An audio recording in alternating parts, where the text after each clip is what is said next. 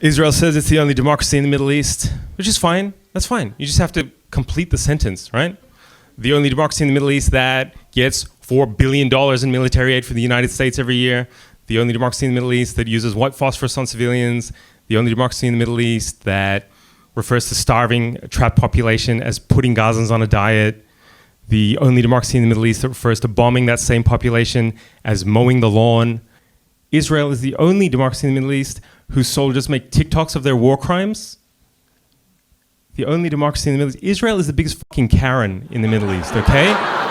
A white woman who moves into someone else's neighborhood, then says she doesn't feel safe and continually calls the police to terrorize the locals, okay? Just a brat with an unlimited murder budget. Dad, I need $14 billion for my ethno-state. The United States is like this drunk, rich, alcoholic dad who's like, all right, be good, don't spend it all at once. What does a Karen do? What does a Karen do when you call her racist? Cry, deflect, and then call you racist. Hey, Israel, stop the genocide. Excuse me? I just had to look at a sticker that said Free Palestine. I think I'm the one being genocided, okay? Why did you bomb this residential apartment building? We dropped flyers on them first. Oh, okay. So you send notes to the people you're about to murder? Like a serial killer? It's not normal. It doesn't make it okay. You've killed everyone here. Okay, but we called them first. Yeah, genocide courtesy calls. It doesn't make you civilized. It doesn't make the genocide okay. How can you call it genocide when people are still alive? Yeah, it's not genocide after you exterminate everyone. It's genocide when you try, okay? And of course, everything's about October 7th.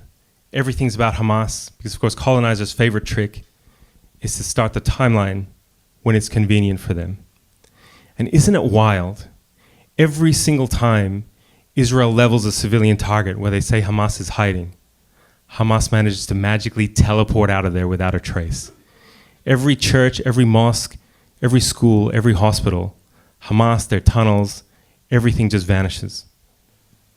15,000 tons of bombs all over Gaza, 30,000 people dead. They said they were going to find the biggest Hamas bat cave under Al-Shifa Hospital. And then what happened? Vanished without a trace. Where did they get these superpowers? Who is Israel fighting? Hamas or the fucking X-Men? What's happening? All colonized people see themselves in Palestine.